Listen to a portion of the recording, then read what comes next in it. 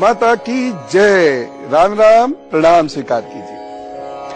हम बात कर रहे हैं संस्कारों की।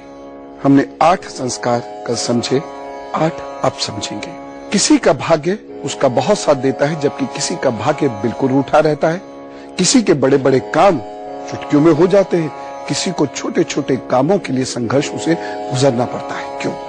कभी सोचिए, जरा सोचिए, क्या ऐसा हो सकता है कि जो भाग्य हम लिखवा कर पैदा होते हैं उस भाग्य में कुछ बदला जा सकता हो? हाँ, बदला जा सकता है कर्म से और संस्कारों से। तो जो 8 संस्कार मैंने आपको बताए थे, यदि आप उस तरीके से गर्भ धारण करते हैं, शिशु की गर्भ के अंदर देखभाल करते हैं, तो आपका होने वाला शिशु आपके भाग्य में जो लिखा हुआ शिशु होगा उससे बहुत बेहतर होगा। उसमें उतने रोग भी नहीं होंगे और वह आपके परिवार के, आपके जो जेनेटिक डिजीज हैं, उन रोगों से भी अपने आप को काफी हद तक मुक्त करे हुए होगा। आज मैं आपको कुछ ऐसे अहम संस्कार बताने वाला हूं जिसकी वजह से या जिसकी सहायता से आप बच्चे को कुशाग्र बना सकते हैं, विलक्षण बना सकते हैं, मेधावी बना सकते हैं।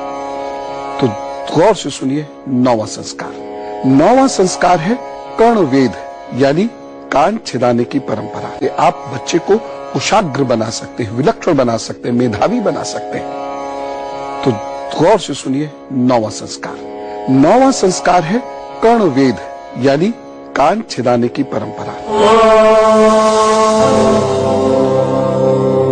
कर्णभेद संस्कार जन्म के 6 माह बाद से लेकर 5 वर्ष की आयु के बीच किया जाता है।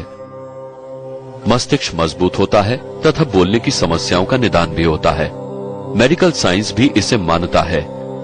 ज्योतिष के मुताबिक शुक्ल पक्ष के शुभ मुहूर्त में ये संस्कार करना चाहिए।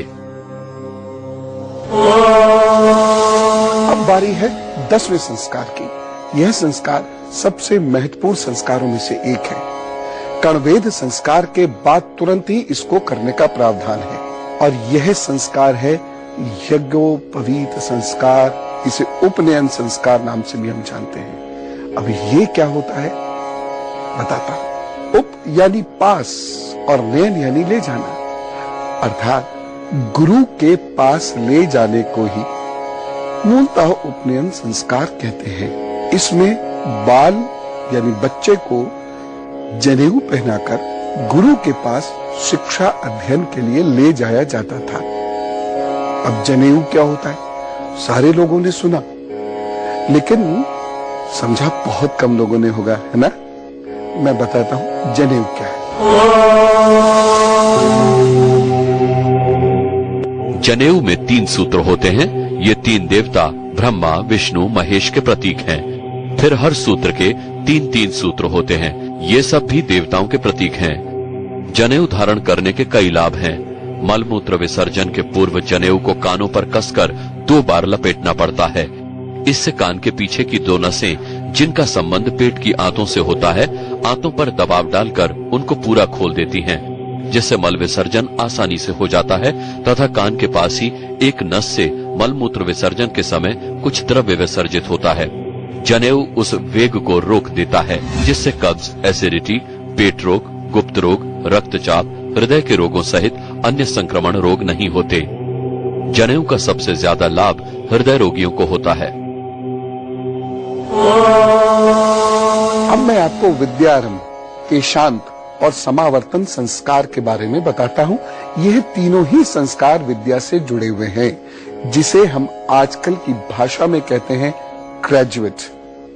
उसी तरह पहले के समय में लोग 10 साल की आयु के बाद विद्यार्जन करने के लिए गुरु के पास जाते थे और तब तक पढ़ते थे जब तक गुरु संतुष्ट ना हो जाए। उसके बाद वह स्नातक हो जाते थे, जिसे हम ग्रेजुएट कहते हैं। उसके बाद यदि वह धर्म की राह पर चलना चाहते हैं तो अपने इसी ब्रह्मचार्य और विद्यार्थी जीवन को आगे बढ़ाते थे, अन्यथा वह गृहस्थ में प्रवेश करते थे। गुरु की आज्ञा के बाद वह गृहस्थ में प्रवेश करते थे, यानी विवाह करते थे, विवाह संस्कार। लेकिन विवाह संस्कार करने से पूर्व ये 3 संस्कार अवश्य करते थे।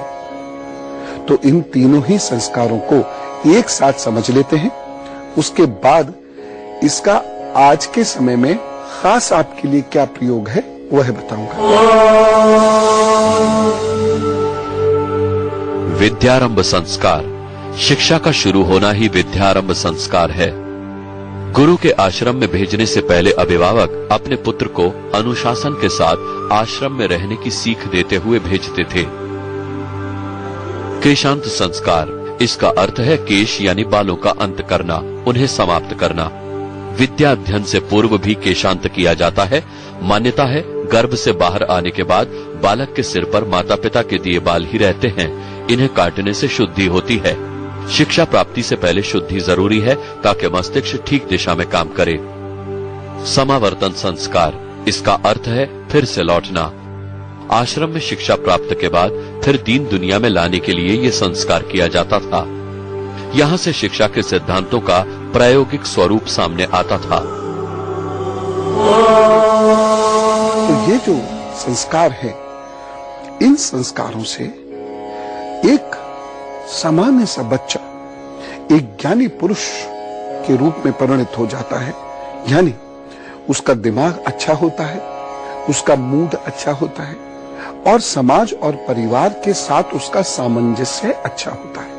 देखिए कितनी महत्वपूर्ण चीजें थी, आज यही चीजें नहीं है, कितना नुकसान ये समाज उठा रहा है। परिवारों में कलह हम क्या सोचते हैं, धन की वजह से होती है?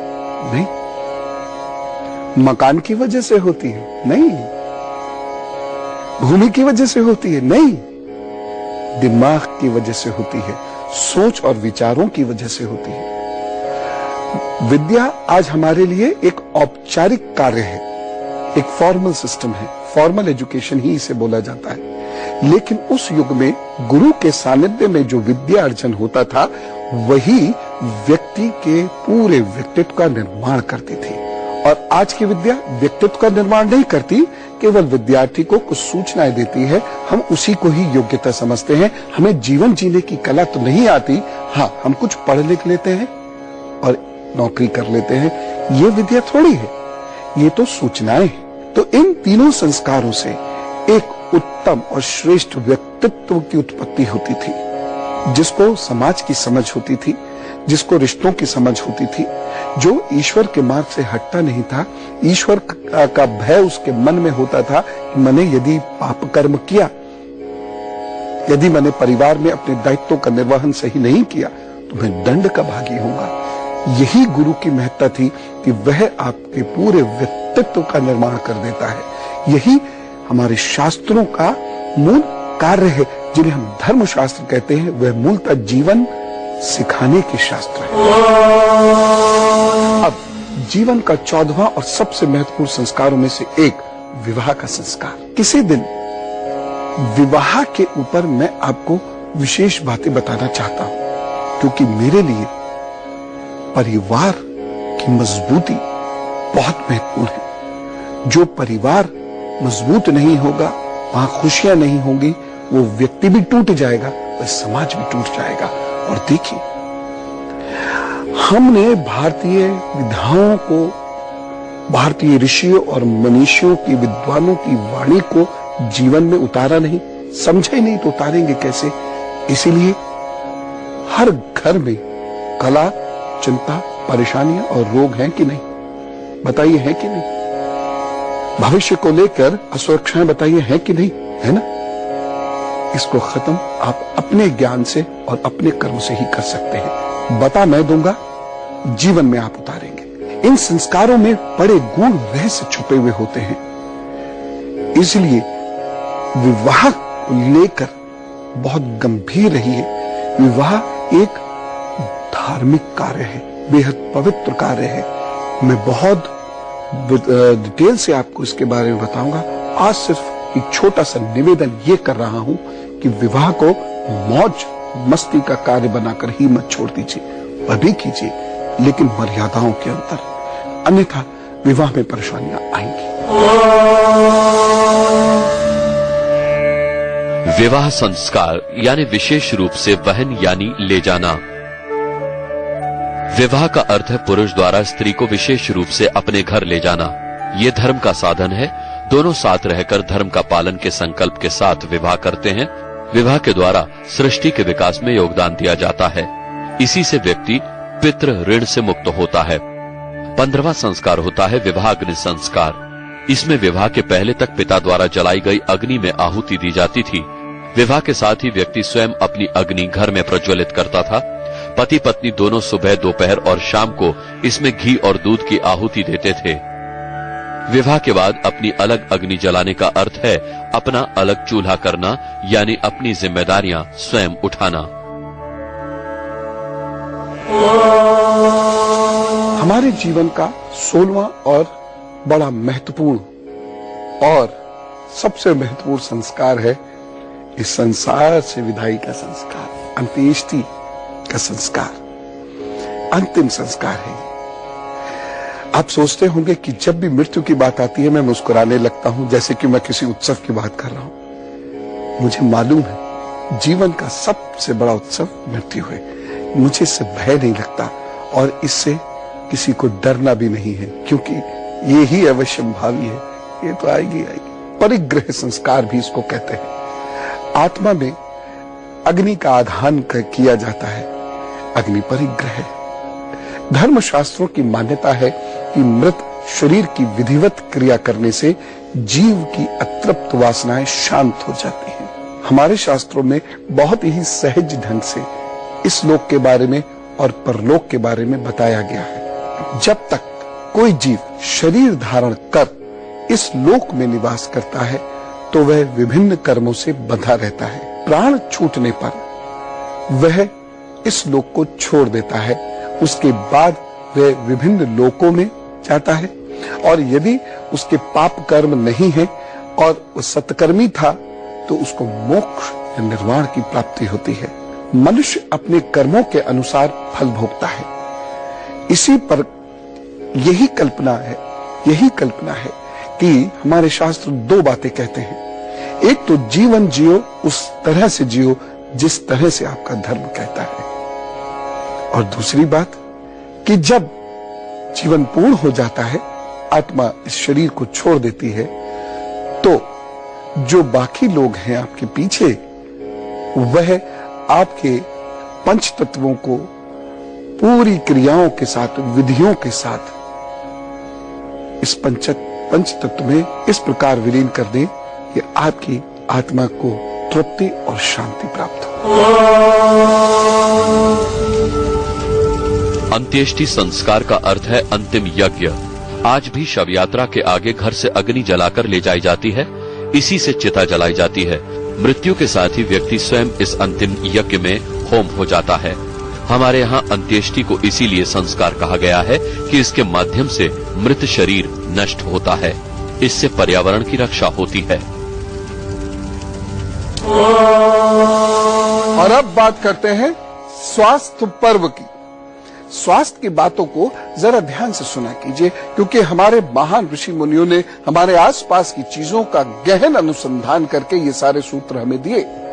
ये हजारों वर्षों से, विशेषकर पिछले 3300 वर्षों से मानव के शरीर की रक्षा करते आए हैं।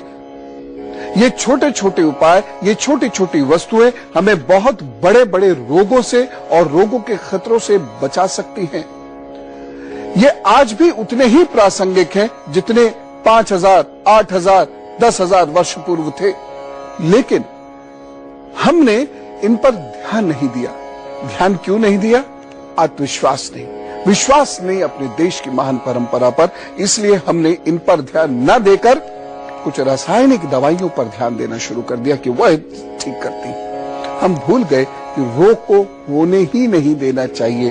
हो गया तो परेशान तो फिर वो करता ही है।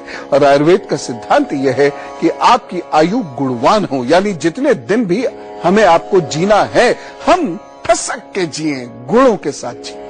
आज स्वास्थ्य पर्व में मैं गेहूं की बात करना चाहता हूं।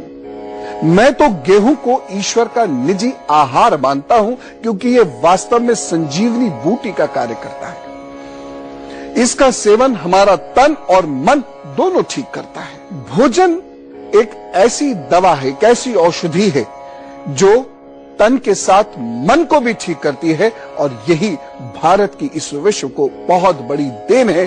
भारतीय विद्वान कहते हैं कि यदि आपका मन कलुषित है तो आपको रोग से कोई बचा नहीं सकता, क्योंकि अधिकतर रोग विचार जनित है, मन जनित है।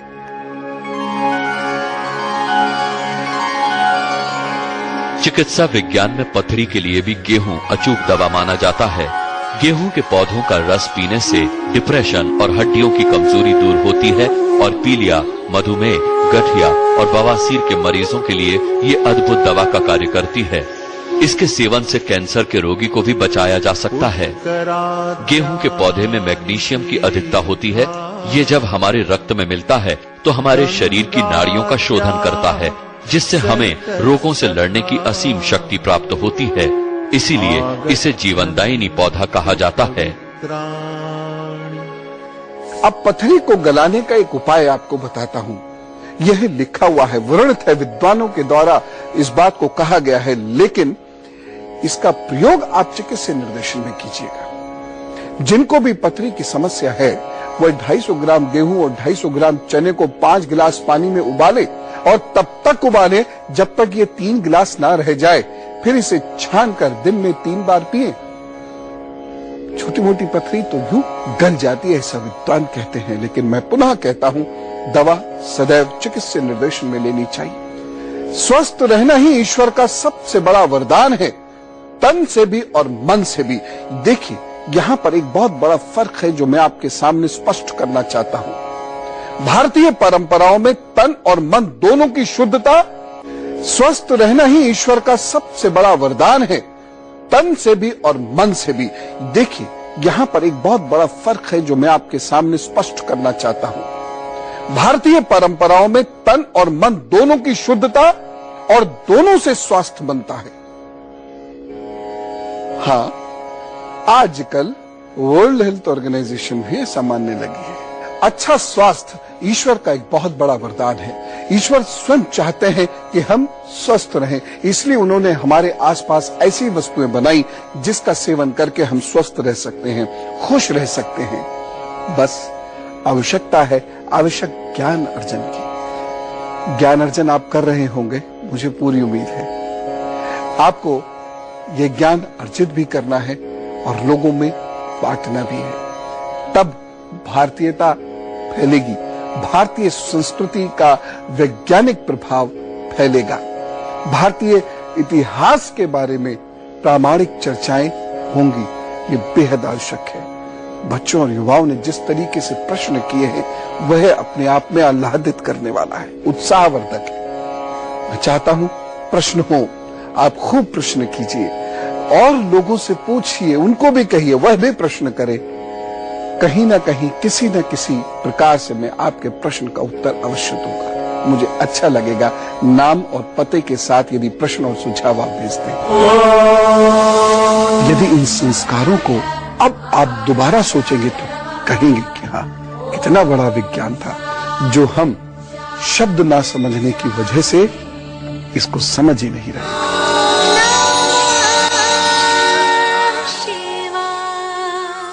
आपका हर प्रश्न समाज के लिए बहुत महत्वपूर्ण है, इसलिए प्रश्न कीजिए। आप प्रश्न करेंगे, बहुत सारी छूटी हुई बातें लोगों तक पहुंच जाएंगी। इसलिए हम लगातार कह रहे हैं, प्रश्न करो। इन पतों पर आप भेज दीजिए प्रश्न। बहुत धन्यवाद, मेरा धन्यवाद। व्यक्तिगत रूप से मैं आभारी हूं कि आप प्रश्न कर रहे हैं, व्यक्तिगत रूप से मैं आभारी हूं कि आप चर्चाएं कर रहे हैं। भारत पर एक आंदोलन के रूप में इस पूरे देश में फैला दीजिए, तभी गर्व होगा अपने भारत पर, जब आप भारत को समझेंगे, जानेंगे। प्रश्न आज का लेते हैं सुरभि जैन जी का। सुरभि जैन जी ये पूछ रही हैं, मुझको कैसे पता लगे ये जो रुद्राक्ष मैंने पहना है ये सही है? बड़ा कठिन प्रश्न है क्योंकि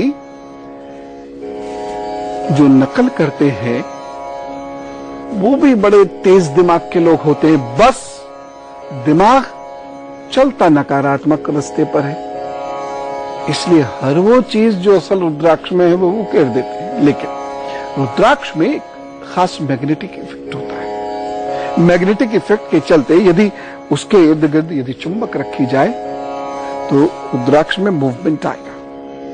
एक तो चीज ये खास है। दूसरी चीज, जब आप उसको लेंस से देखें, और लाल वाला रुद्राक्ष मत देखें, वो तो बाद में कलर की, जब उसको लेंस से देखेंगे गहरे से ऐसे करके, तो उसके अंदर आपको कुछ जड़ें जैसी दिखेंगी। जैसे पृथ्वी के अंदर किसी पौधे की जड़ होती है, ऐसी उसके अंदर वह जड़ें आपको दिखाई देंगी। ये दो ऐसी प्रमुख चीजें हैं जिनके चलते आप कह सकते हैं कि रुद्राक्ष ठीक है, इसे ले लो।